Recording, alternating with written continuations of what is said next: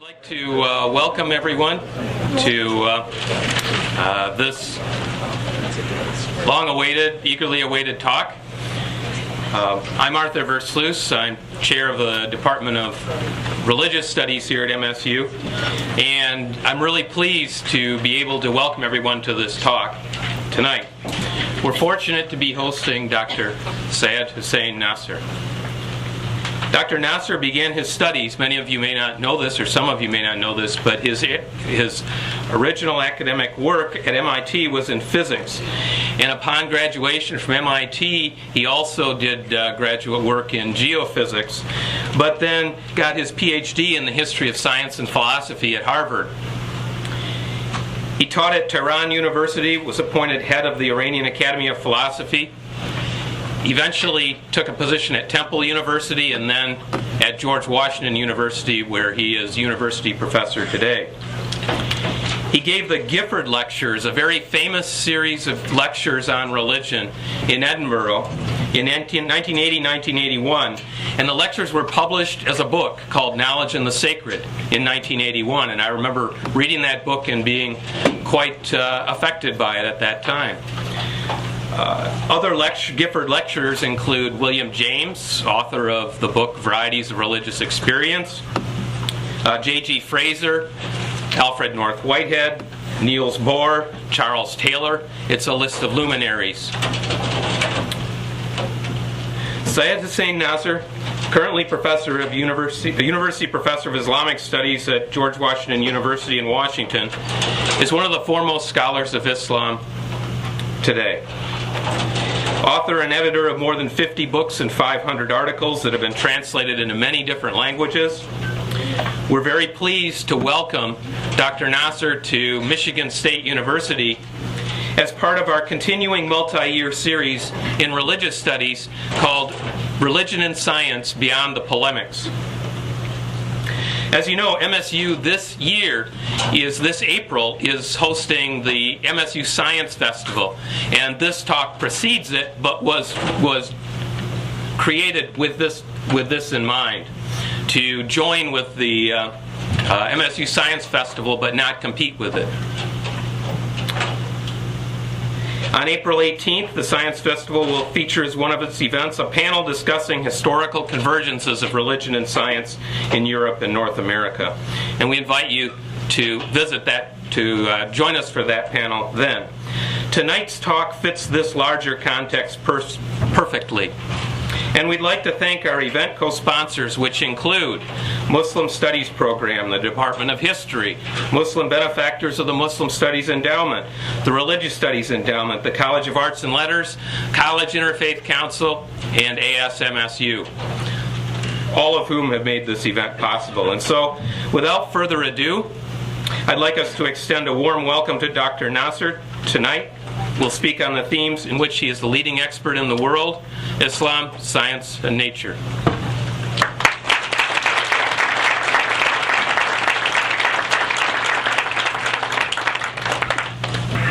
Talk shall begin with the name of God, and that's what we did.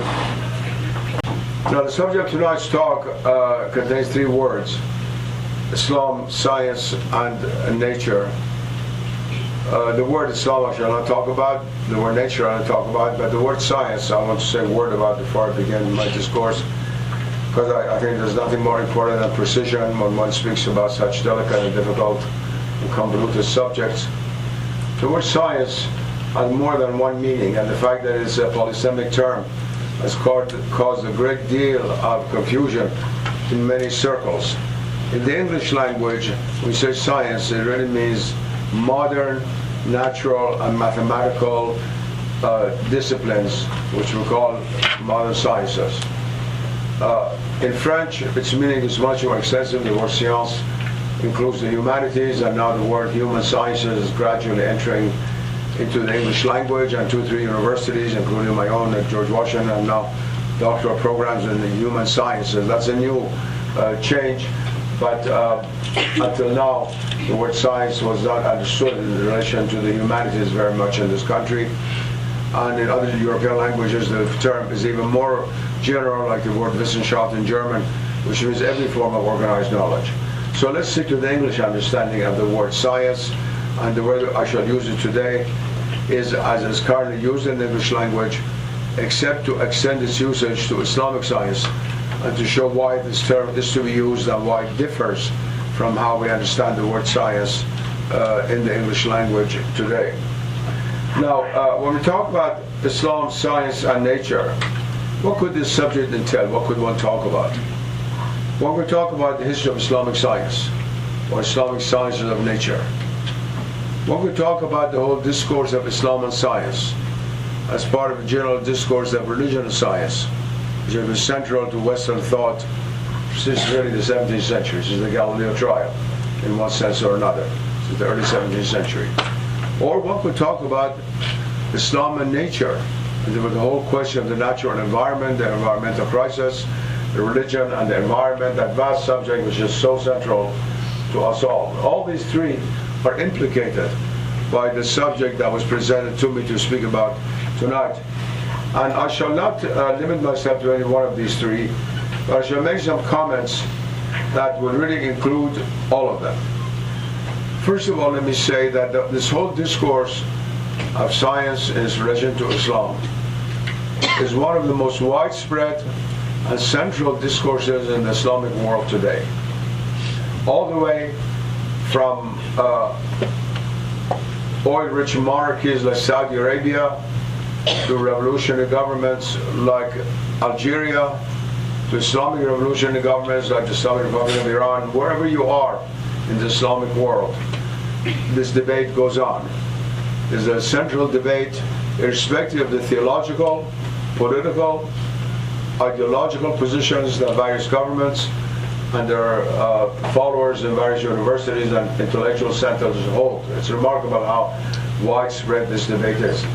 I once said jokingly, some years back, unfortunately it's not a joke, that the only thing upon which modern humanity agrees upon is the destruction of nature. Whether you're a communist, capitalist, North America, South Africa, Soviet Union, Soviet was then around. Anywhere else, we all agree that we all are doing this together, destroying the earth. Now this question of Islamic science is something like that in the Islamic world. Whatever political or philosophical position people hold, this is a subject that is very central to the concern of the Islamic world today. Moreover, it's more important than that, for the future of Islam, for the understanding of the Islamic world today, for an understanding of the intellectual significance of Islamic science, scientism, that is a kind of worship of modern science, is very much part of the religion science discourse in the Islamic world today. I could spend the whole hour just discussing this issue. I shan't, but I want to point this out. Since Jamaluddin Afghani, a famous Persian pan-Islamicist and rabble-rouser and intellectual of the 19th century, went to Kabul and called himself Afghani in order to go to Egypt and said that he was a Sunni because he was originally Shiite. He's from Tehran. Asadabad outside of Tehran. Anyway, Jamaluddin, the famous Jamaluddin, started to write in the 19th century. He made the following claim. Science in Arabic is ilm. I-L-M.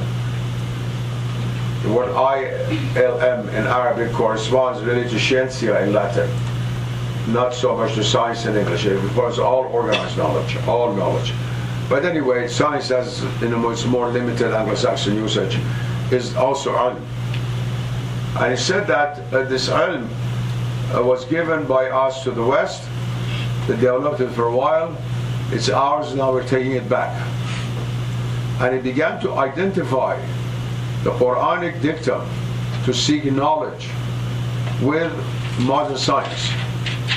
This goes back to Jamaluddin, and I believe, as a humble Islamic scholar who's worked for 50 years in this field, that this was worse than cholera for the Islamic world, intellectual cholera, because it prevented for over a century and a half serious thinking. Every Islamic government covered the Islamic world, whether Islamic, leftist, rightist, up, down, whatever it is, will always give scholarship for students to go and study science and engineering. It will never give any scholarship for students to study the humanities in the West, or almost never. all Islamic parents practically who live in America, or live in Europe, or those who are westernized in the Islamic world, all they want their children is to become either doctors or engineers. You say jokingly in Persian, if a man comes to ask for your daughter's wife, if he's not a doctor or engineer, don't let him into the house. Nobody would even give a daughter. It's a social phenomenon that's all over the Islamic world and goes back to scientism, which is very, very strong and is lethal because it is also unconscious. Nobody really knows about it.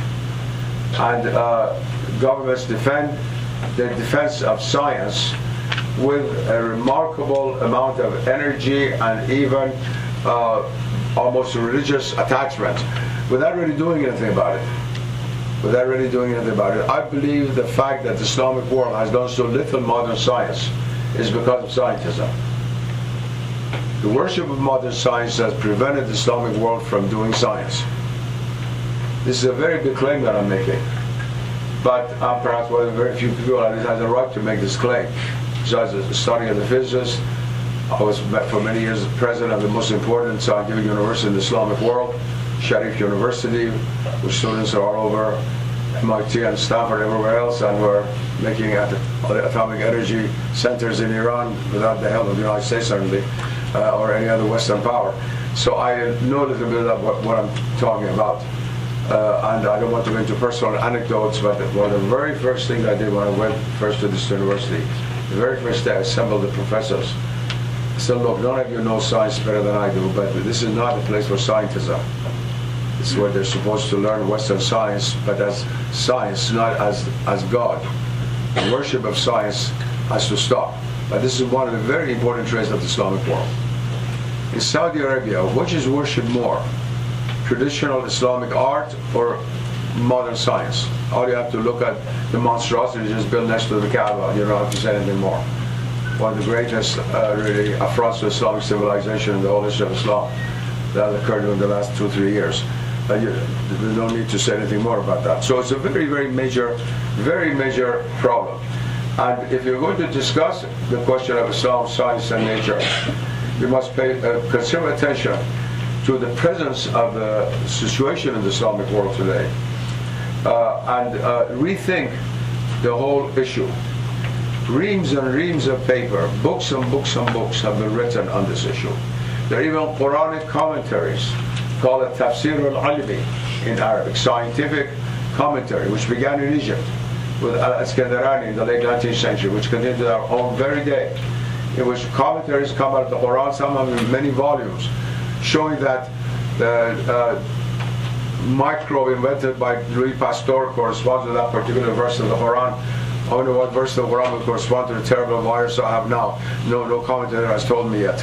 But I'm just making a joke. It's this asinine, childish way of trying to correlate the Word of God with the ever-transient Western science that changes every century. This is something which has been going on. We have to rethink the way these terms are related together. In order to do so, I want to pose certain considerations in this lecture of what are the real issues that are involved, how we should go about this issue, how we should think about it. And why am I doing this? What use is this? If scientism has taken over the whole of the space of the Islamic world, why am I wasting my time? It's a good question to ask. The answer is that it has not quite succeeded. When I began as a young scholar in Iran over 50 years ago, speaking against the evils of modern science, just evils of the application of modern science, the limitations of modern science, the fact that good and evil are combined together, that does good and does also evil. I was met with tremendous opposition. I did nothing for the fact that I had degrees from the best American universities and know a lot more science than my opponents. And I came from a family of educators who were very famous in Iran who could top of me so easily. I would have been just bulldozed over by opponents, by modernists. And whether they were leftists, pro-communist, two-day party members, or pro-monarchy members, didn't matter at all. On this issue, nobody wanted to have any discussion of the nature of modern science at all present. So why am I doing it? From the 50 years ago when that began, Now, the voices is my own are not totally silent in the Islamic world. There are people throughout the Islamic world, there are new programs at University of Malaya, in Iran, in Turkey, new programs in the philosophy of science, which are based on Islamic philosophy of science, not the materialistic 17th century philosophy of science, which is developed, of course, step by step into the 20th century, into positivism and logical positivism, which dominates the American philosophical scene right now. So it's not useless. And over many, many decades of experience, both within the Islamic world and in the West, both here in Europe, I've discovered that it takes just one or two people of great gift to change the landscape. It's not a question of quantity. I always say this, when Galileo wrote the Discorsi in 1609, which is the foundation of physics, of modern physics, there were not more than 30 people in Europe who understood what he was saying. That people have studied it, no more than 30 people. All the other universities were dominated by people who thought this was all nonsense. Though it was those 30 books that gradually became the voice of the majority. So the question of quantity does not matter. And I always appeal to the few gifted minds, especially Western universities, who are disengaged from the immediate work of being within Islamic society. You can't have to catch a taxi in Tehran, you forget about physics. Everyday life, all the difficulties of everyday life. I have perhaps some time to think about these matters, that it will have an effect upon them. And I've noted that it has. Over the years, I've one or two have conferences in Chicago, Harvard, here and there, with my students to whom I've lectured, who are now very notable voices for the transformation that is taking place gradually in the Islamic world in the understanding of the relation between these three terms, Islam, science, and nature. So it is perhaps of some use. If not, at least for the rest of you, I hope it will make you think beyond the box that we're used to thinking about when it comes to these issues. First of all, let me begin by saying that when we discuss Islam, science, and nature, we're not discussing a religion or civilization which did not produce a major scientific tradition. Suppose we talk about the Yoruba tradition in Africa, very great tradition of black Africa. Suppose we're trying to establish modern science in Nigeria, in the Yoruba region of Nigeria.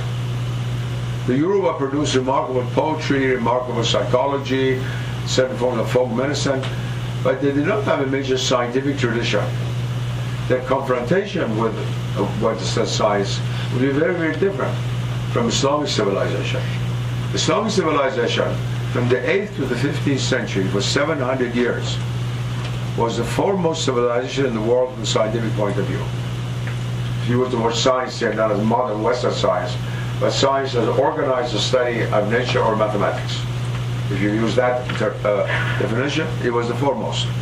Neither the Chinese nor the Western civilization could compete with it. The Chinese for a while were the nearest competitors, but they didn't have as extensive activity as Islamic civilization. Even the Mongol invasion did not undo it.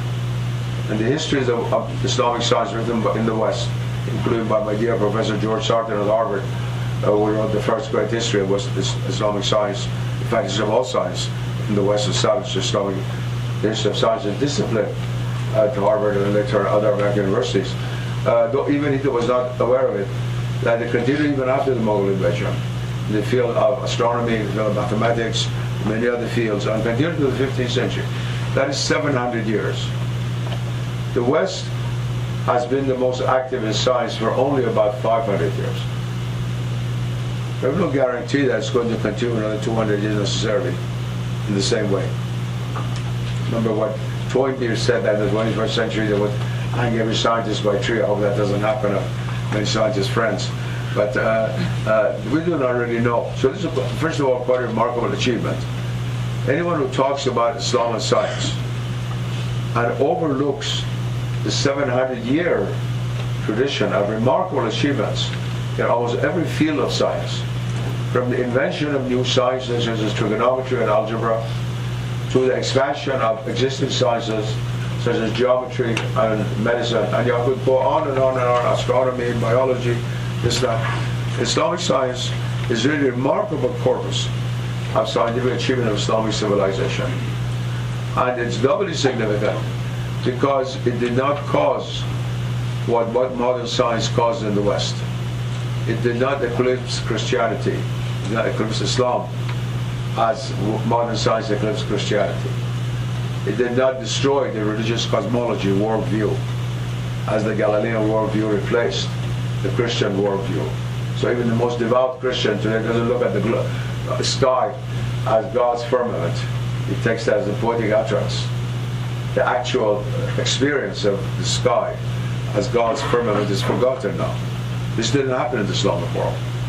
So anyone who talks about Islamic science and just overlooks this debate, this remarkable tradition, is simply really chopping down the wrong tree, is going up the wrong path. Because any civilization that has activity in any field, if it wants to revive it without paying attention to what it already had, it will either die or will never not succeed in doing so. It's impossible to, let's say, start English poetry anew after reading Jalaluddin Rumi and forget about Shakespeare. Let's start poetry all over new. You will not include create English poetry. This is the same way with Islamic science. I say this because a lot of the debate that's going on in the Islamic world today goes at two extreme poles as far as this tradition is concerned. One is to just skip over it as if it didn't exist. We see this especially coming from countries which are extremely wealthy and are importing Western technology into the Islamic world very rapidly, like Saudi Arabia. But there was never a great tradition of science anyway. If anyone in this room can name me a famous Medinan geometer, I would be very grateful. Thank you very much. Probably not. They're great scholars of Quran, of Hadith, of law, and so on, a great center of Islamic learning, but of religious sciences, but not of the mathematical, astronomical sciences.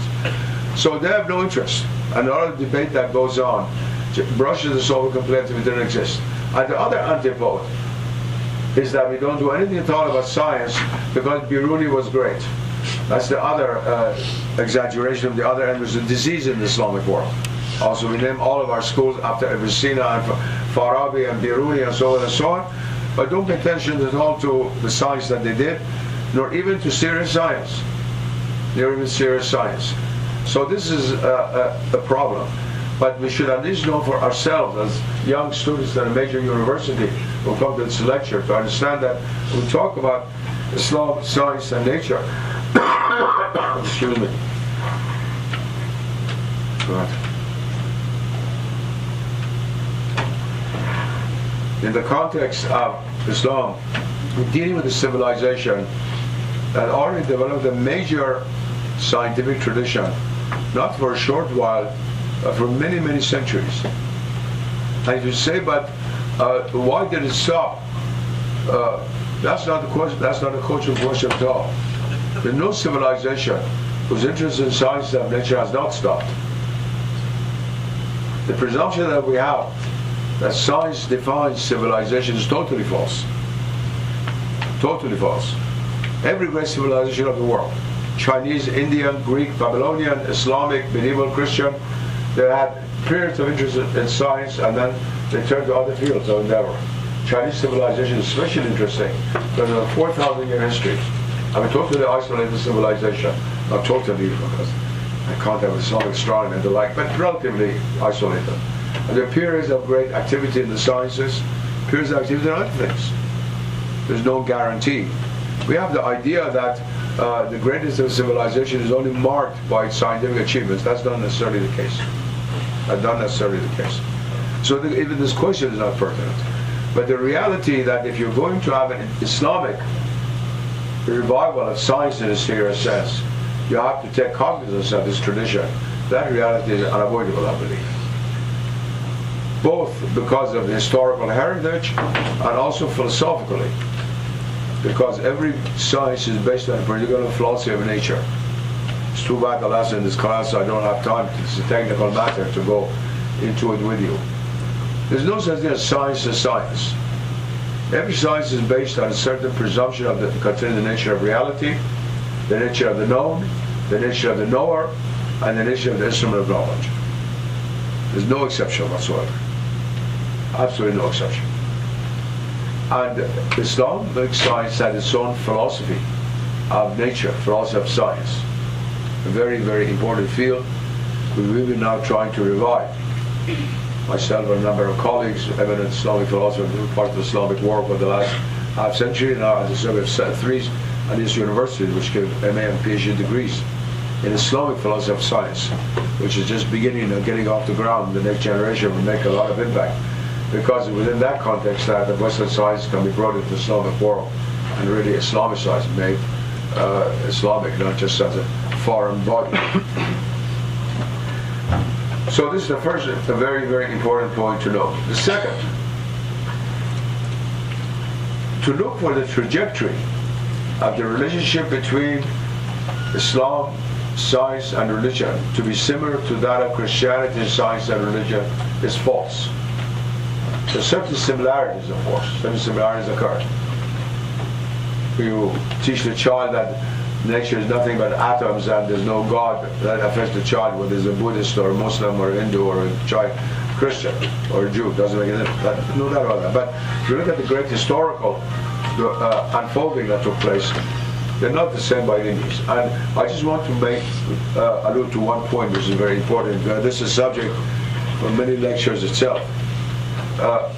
In Christianity, because of the excessive naturalism of the Greek world into which Christianity was born, Christianity pitted itself very strongly against Greek naturalism.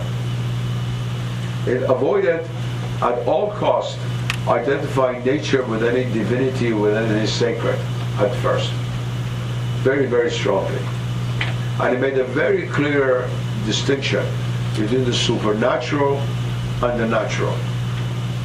What Catholic theology now calls grace and nature. And it's much of Catholic theology calls grace and nature. Such is not the case of Islam. Islam was not faced with an agnostic naturalism of the late antiquity.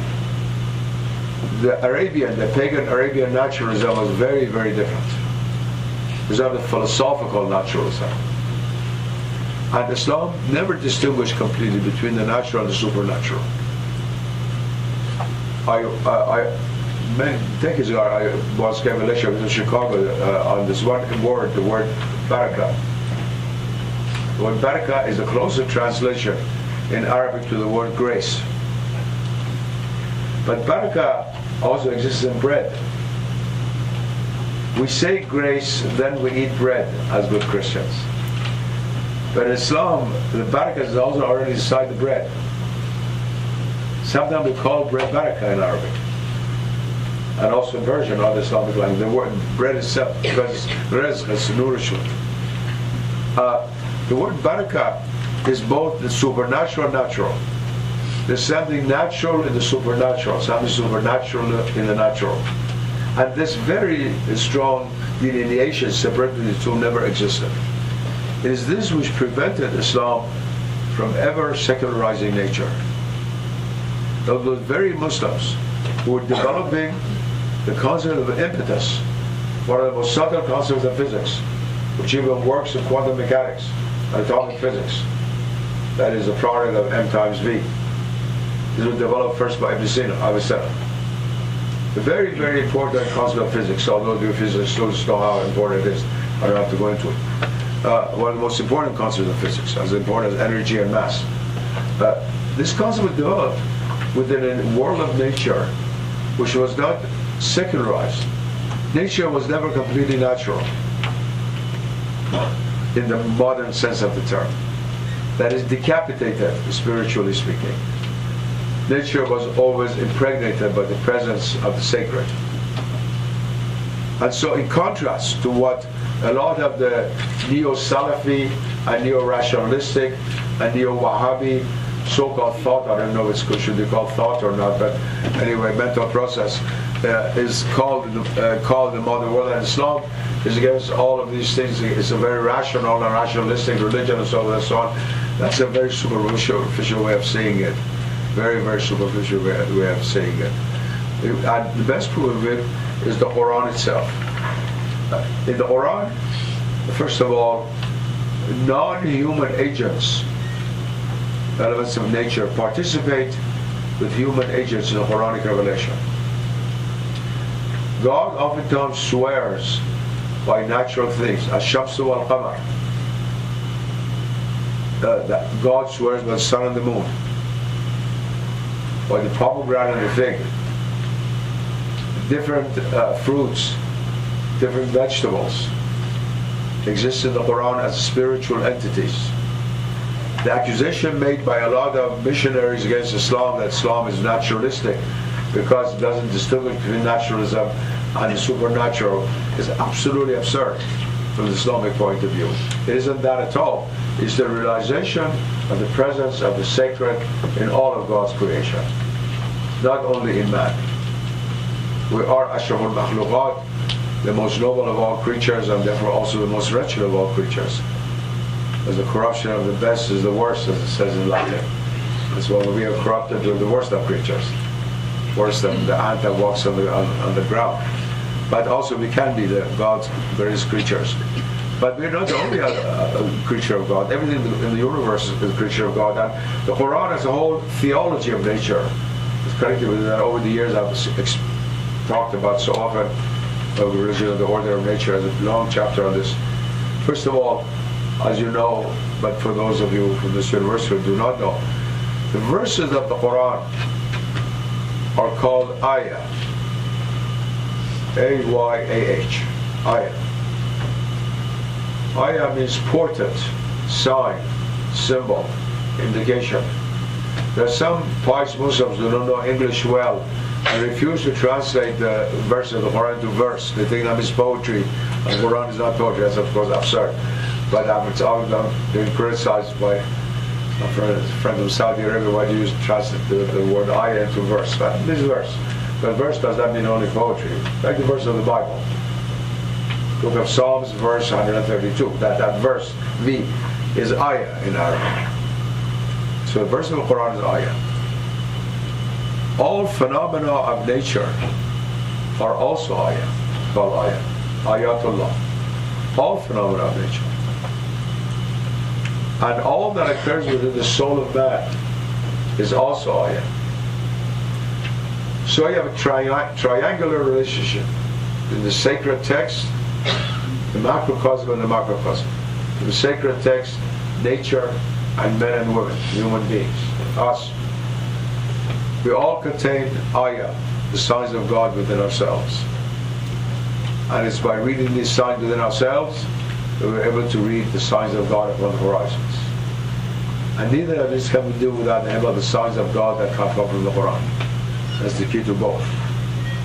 The Quran mentions we shall show them our signs within themselves upon the horizons. Until it becomes known unto them that is the truth. The Quran is very, very explicit about that. So you have a whole theology of nature that no Muslim, in the name of progress, reason, rationalism, anything else can deny unless they stop being Muslims. It is not at all accidental that all deniers of the inner meaning of the Quran are the very people who in the 20th century have become the terrorists and the extremists and all of these people. This is not accidental. By any means, there are political consequences of the deepest kind. It's like yanking at the inner anchor, so the boat just starts floating down the sea and gets caught in the storm, where it goes, where it goes. So, according to Islam, nature participates in divine revelation, as does man. Revelation is not only a human phenomenon, it's a cosmic phenomenon. And this is true of all revelations, but in Islam, for example, it's said it's a folk's culture, but that doesn't mean that is meaningless. Now, for example, when Gabriel appeared to the Prophet, certain valleys, mountains opened up, and you go to Afghanistan, there are places they said that opened up, when the Battle of Khaybar took place, and all kinds of things like that you hear all over the Islamic world. This is not felt something to be taken lightly. It means the understanding that the Muslims had of the participation of the cosmic ambience in the religious revelation. So religion is not only a human element, it's also a cosmic one, and nature participates in it. And this is a very, very profound and important element, the forgetting of which would make it impossible for the Islamic world to ever be able to integrate modern forms of learning to an authentic Islamic perspective. Finally, Islam has always possessed many what I would call sapiental philosophies of nature. In the West, since the 17th century, the predominant philosophy of nature took over, which comes from Cartesianism, based on a dualism that separates the knower from the known and reduces the known to pure extension, to pure quantity, and so-called mind and matter. And against that, there were other philosophy of nature which tried to resist, especially in Germany, Naturphilosophia and other philosophies like that. Verse Lewis, your own professor, did several very important articles on that issue. And even in America, the New England Transcendentalists, they didn't want to surrender completely to the Cartesian dominant, Cartesian bifurcation that dominated over the philosophy of science or philosophy of nature in European science. Now in Islam also, not one but many philosophies of nature, but none of them were based on reductionism. The reductionism which is inherent in Cartesian dualism. Nature was never reduced simply to its material element. The greater was never made to come out of the lesser. Atoms did not bang against each other to create Hafiz and Sadi. Nobody ever thought in those terms. And many other examples which I could give. And there are not one but several rich philosophies of nature, from the peripatetic to the Shirazi to other schools. Over my lifetime I've discussed several of these in many different books and articles, and others have written about them. Islam possesses a very rich, not only history of science, but philosophy of science, whose resuscitation is a sine qua non for the integration of Western science into Islamic ambience, into an Islamic framework, not just being on a loan like a 747, which lands from some airport into Cairo, Tehran. It's not an Egyptian technology, it's a Western technology landing on the Cairo tarmac, which is quite something else. Now, if you consider all these issues together, you will see that it's very, very important to rethink the relationship between Islam, science, and nature. First of all, we have to write Islamic science, its history, from the Islamic point of view. So the place to begin. And to write the meaning of Islamic science from its point of view, its own point of view. We owe a lot to Western scholars who've written about the history of Islamic science. Great scholars like Sartre and Wiedemann, people like the mostly German scholars of the early 20th century, already pioneers who produced over 10,000 articles in European language and Islamic science, over 10,000 articles. When I was a young scholar back in Iran, I decided to bring out an Islamic version of this of Islamic science, and the first step was to bring out a complete bibliography of all the works in European language and Islamic science. I found over 11,500 entries. It's been a long time in the Widener Library of Harvard, other places, some people have brought a very major collection. Before the Iranian Revolution 34 years ago, I brought out the first 3 volumes. The last 4 were in press, and they still haven't come out after 33 years. 34. They asked me to write a new preface for it, which I did. That's supposed to come out any day. And that's up to 1970. So you have a vast body of work. I mean, and all Muslim scholars should be grateful to Western scholars. But the writing of the history of Islamic science must be based on the Islamic point of view. Every great mosque you go to the Islamic world, you go to the Friday mosque in front of Al-Azhar, or Sultan Hassan in Cairo, or Sultan Ahmed in Istanbul, and there are people with books on the front, on Islamic science. There are little footnotes taken from Sartan and turned into Arabic or Turkish, something like that. We've done so little work. A billion and a half Muslims, lazy, sitting on their backs, have done so little work in this field. It's really abominable, absolutely abominable. How little we have done in such an important field. While everybody talks about science, yes, science, but nobody does any work. That is really important. So we need to do, first of all, our own history of science. When I was a young scholar, 24 years old at Harvard, I wrote Science and Civilization and Islam. I was invited by George Santillana, who was doing the Fights volume work on history of Western science, to write that, and I wrote it with the hope that somebody will come along and complete it. But that was from the Islamic point of view. 55 years later, unfortunately, still the book has been taught in most universities that are interested in the Islamic point of view of science. Nothing has replaced it. Over half a century. And I've done other things. I don't want to turn back to it. It's for others to do it. But we need to do that. Having done that, then we need to express in a present day, understandable philosophical language the Islamic philosophy of science, which has not become repudiated by the fact we have bosons and subatomic particles, and we didn't have bosons in the 13th century. It has nothing to do with it. Nothing to do with it whatsoever. That philosophy of science is cogent and very, very meaningful, and can be the cushion between the Islamic revelation and activity in the sciences. Today, this university, of which I was president, Sharia University, produces remarkable scientists and engineers. But one thing which has been left behind is what I tried to do for 35 years, 40 years ago, was as president, to try to Islamicize this. I was very happy to hear last year from Dr. Golshani, the Dean of the School of Physics. He said, Dr. Nasr, after 30 years finally your wish came true. We started the PhD program in philosophy of science, which you started there. But we need to do a lot more. A great country like Egypt, oftentimes spoken to many great Egyptian president university scholars, no interest whatsoever. They don't even understand this. The Saudis, we have to wait for the next creation of the world to get somebody to help us. That's a hopeless case. But I mean, a great country like Egypt, with a great center of Islamic culture and civilization. The whole countries that come out of the 19th century, Afghani, Iskandarani debate and so forth, has made people totally blind to how important it is to have an Islamic philosophy of science.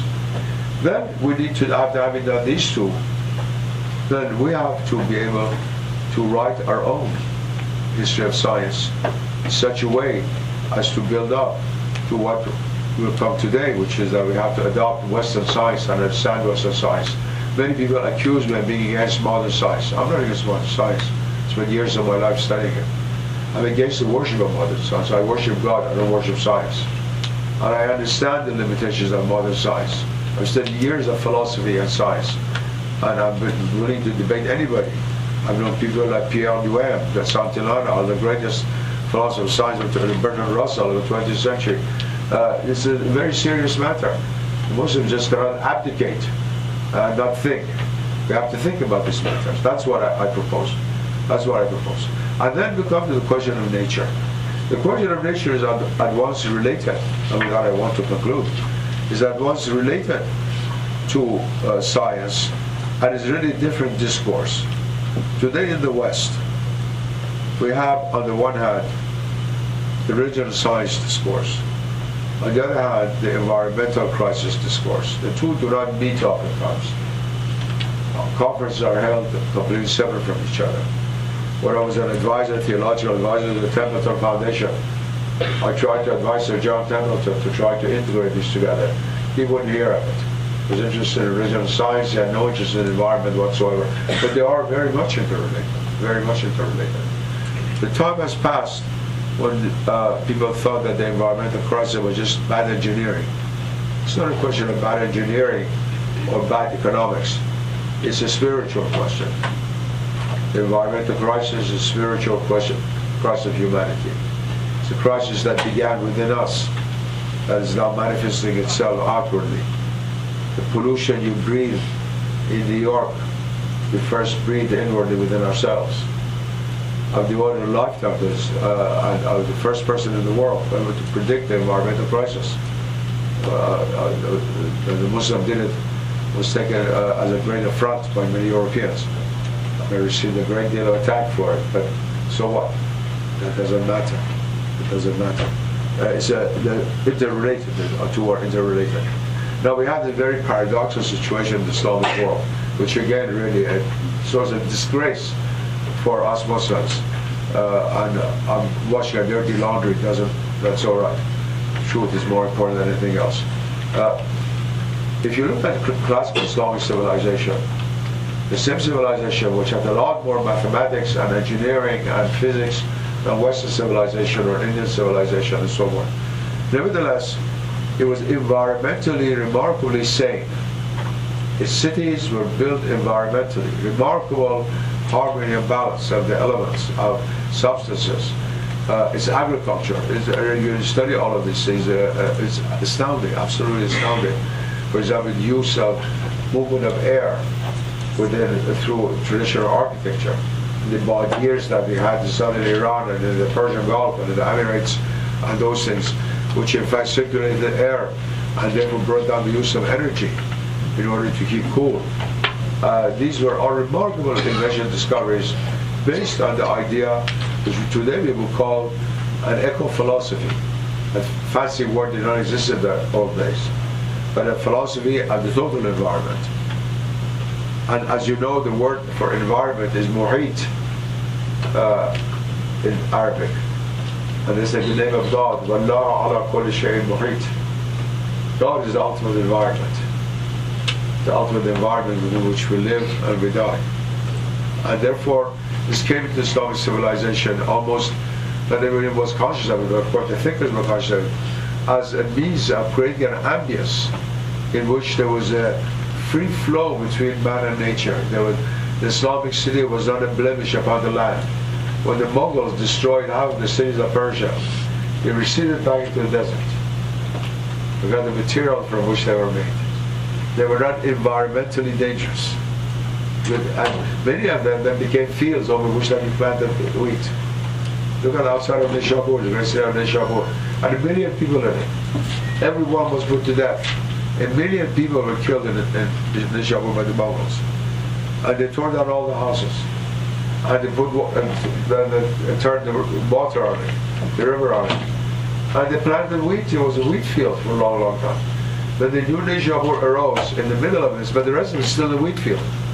In the wheat fields, about 200 yards outside the wall of Nishabur, you dig, you get the old Nishabur, and bricks underneath the ground. That's how Islamic civilization lived. And now we have the total contrast.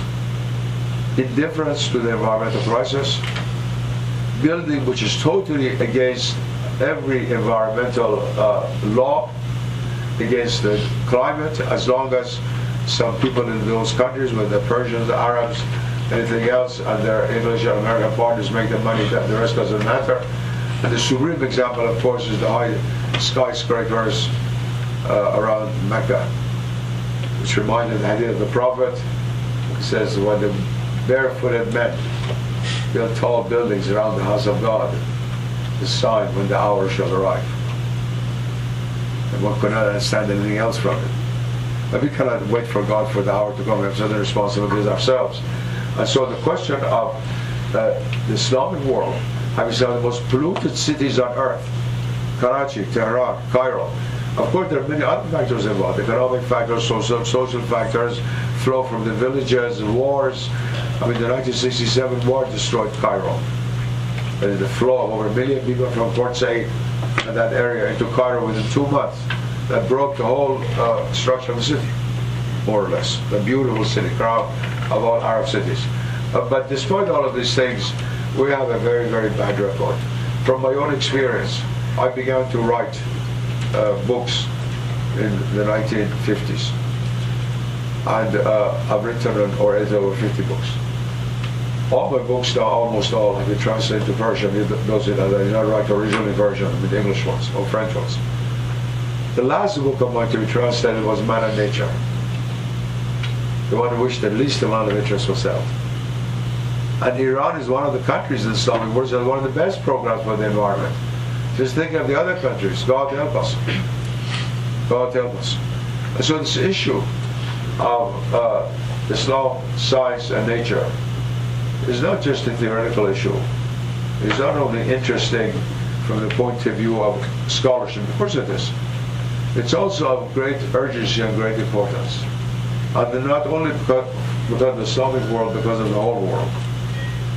The environment has forced humanity to realize that we were made of a single body, as Sadi said.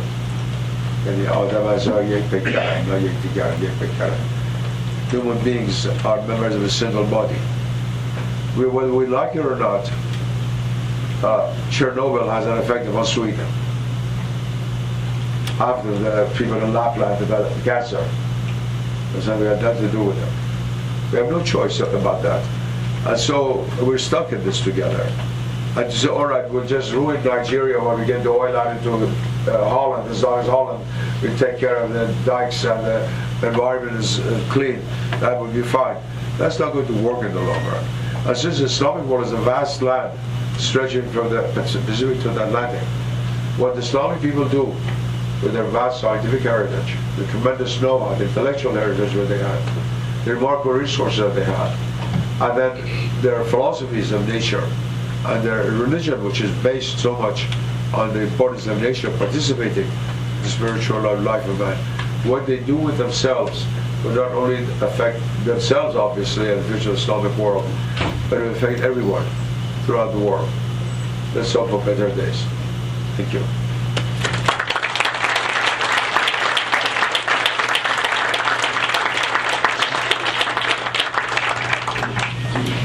I'll take a couple of questions.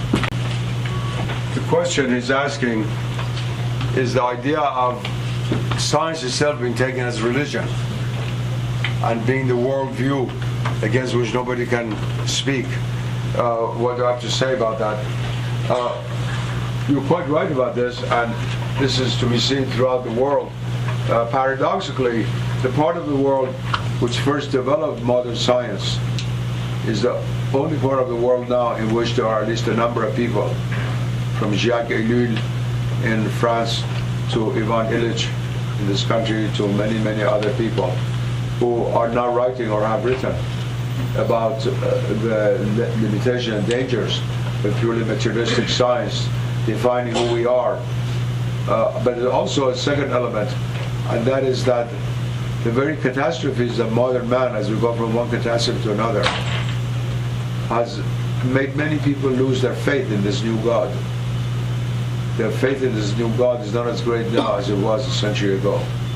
People are dazzled by modern science, not because they don't understand it, they don't understand it at all, but because of technology. They identify the two together. But at the forefront of modern science, which is quantum mechanics, there are many, many very important and profound problems. And many people feel, leading physicists, that you're going to need another worldview in order to be able to incorporate what quantum mechanics itself is finding.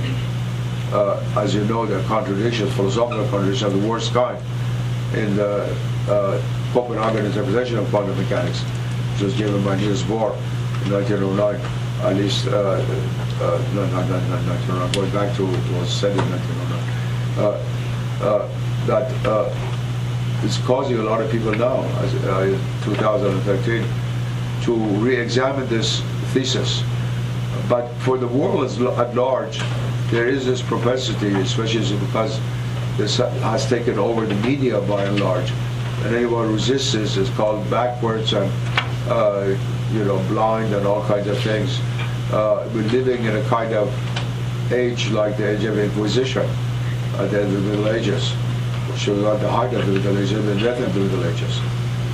But there is a lot of open debate also going on right now, and a lot of people, even within the scientific community, who are questioning these foundations. There is an American physicist of German origin, Wolfgang Schmidt, who has a number of remarkable books, especially his book, The Quantum Enigma, which for the first time in 50 years I wrote something on physics. I've written an introduction for it, which is out of the market, which brings out, in fact, how quantum mechanics itself necessitates the denial of this kind of idolatrous, blind worship of both the science that are guided into reality, to understand reality. The question I think he has. Okay, it will be very quick. Okay. Thank you, Dr. Nasr. In one of your books, earlier, probably in the 1980s, an introduction to mysticism, you made a comment in that first part of the introduction about how there is, you seemed uncomfortable when you see around in the West about, a turn to mysticism that seems to be a fad, and kind of lost, and you were calling for a more genuine understanding of the mystical experience. So there, very quickly, a couple of questions that comes from this. Do you have hope now, at least in reading the introduction, you didn't seem to be hopeful about where we're heading. We are dissatisfied with science, we turn to mysticism, but that type of mysticism is not, doesn't have a weight or value inside, it doesn't understand itself. So do you have hope and faith that things are changing today? And where does mysticism or Sufism have any place in what you see or view as part of the re-examining of natural science and as we You start with the tail end. Since Sufism has to do with Islam, the philosophy of nature, which contains the deepest meaning of what nature is found in Islamic civilization and Sufi texts. Two sources, Sufi texts and later Islamic philosophy, like Mullah Sadras or something like that, but especially in Sufi texts. So Sufism has a lot to do with it, very, very much to do with it. And what protected nature even for ordinary people who did not know Sufi metaphysics was the Sufi poetry, which encouraged the cultivation of this proximity to nature, this intimacy with nature as God's handicraft. As for your first question about being hopeful or not being hopeful, since the 1980s, I think I know which one of my writing you're alluding to. What has happened is that a lot of the fads of the 60s and 70s have not gone away, but some of them remain. There's a lot of pseudo mysticism still around, and they've tried to, in a sense, organize themselves and routinize, as Max Weber would say, themselves sociologically into organizations of various kinds. And they don't have much dissemination. They're like a flower without any perfume. But the positive thing is that there have also been some serious positive groups that have formed since then, especially as far as Sufism and certain forms of Buddhism are concerned in the West, which are really very serious and very authentic. But I do not believe that they're going to transform our world completely. I think something in our world is going to die before something new is born. And that birth is already taking place, and that death is also taking place. But we're not fully aware of it. I think ours is the choice to make whether we want to be with the living or the dying.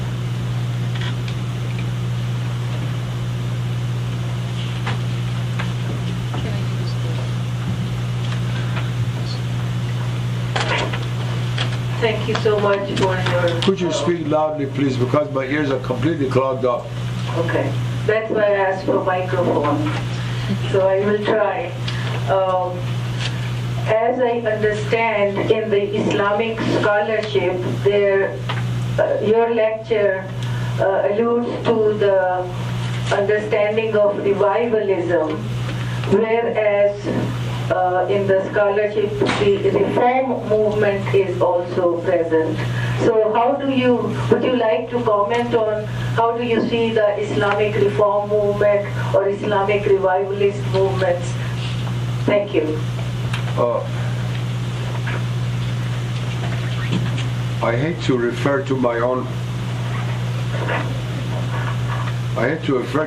books in my lecture, but my book, Islam and the Modern World, which came out last year, it's a very big, thick book. I'll answer that very extensively. But since this was not part of your reading assignment before coming to the lecture, let me answer your question very quickly. I do not have much interest or trust in what's called reform movements. I think most reform movements are deform movements. They're deformations, they're not reformations. A true reformation begins with ourselves. Man has to reform himself before he can reform the world. Famous Sufi saying that. So exactly what the Buddha also said. The Buddha said, in order to reform the world, first reform yourself. These reform movements, without reforming oneself, one tries to reform the world with the emotions, taking a machine gun in your hand and killing Syrians in order to establish Islamic rule in southern Syria or something like that, or in Libya, or throwing bombs and things like that. This kind of movement, it's not all violent, some of it is not violent at all, but doesn't have too much intellectual context, doesn't have intellectual roots. That's not going to solve the problem of the Islamic world. It's like you want to learn Western mathematics. So, I don't want to read the algebra of Khayyam because he wrote about wine or something like that. You have to know your own tradition well. And of all the different schools of Islamic thought that are present in the world today, the one that is least intellectual is the so-called reform movement. It's not accidental that of all the important philosophies in the world outside of the West, the one that has the least amount of presence in international colloquia is Islamic. I'm going to die soon. I was thinking, what's going to happen? Who's going to take my place at all the international academies and things? I propose nobody, they don't accept anybody. Inshallah, new young people will come, be much better than myself, and they will do it. But one of the reasons is that we have stopped thinking, so many of us. And we put ourselves in this box of reform. As far as the law is concerned, it's wonderful to reform the wrong laws of the land and bring the Sharia. I'm all for that, provided it's the correct application. Not what's happening in some places, just cutting off hands and then stealing the money from the Baitul Mal in the evening. I don't mean that. I mean something serious. But Islam is not only a law, it is also a way to think, ta'aqqul. It's intellectual, it's thinking. And what these movements suffer from most of all is a lack of intellectual content. You take a major Western philosopher, take Habermas, a German philosopher, is a Marxist philosopher. He's a friend of mine. We've sat down with him and debated together. He's a Marxist, I don't agree with his view, and he doesn't agree with my view. But at least we can debate together. You bring one of these reformers, and sit at someone like Habermas here, they reform you. They're not to say to each other. There's no communication. And the Islamic world needs that communication. I'm not that critical of all the Salafi movements. Some of them are very nice people, fine people, simple people. But if you try to reduce the Islamic world to Salafism, you'll destroy its richness. If Egypt becomes all Salafi, woe unto Egypt. The land is always so rich that produce people like Omar ibn al-Farid and people like that. Who's it going to produce? Over a century and a half, this reformist movement has not produced one consequential thinker. One person who with the encyclopedia of philosophy or thought or anything like that. So that's why people like myself are not against Salafism as such, against their monopolizing Islamic thought. This is now occurring even within Iran, because their money is to spend. You cannot imagine when money is being spent in Iran to try to oppose intellectual and metaphysical discourse by certain circles. Even in Iran, which is always the center of Islamic thought. All right, that's it. I think I've said enough. Thank you very much.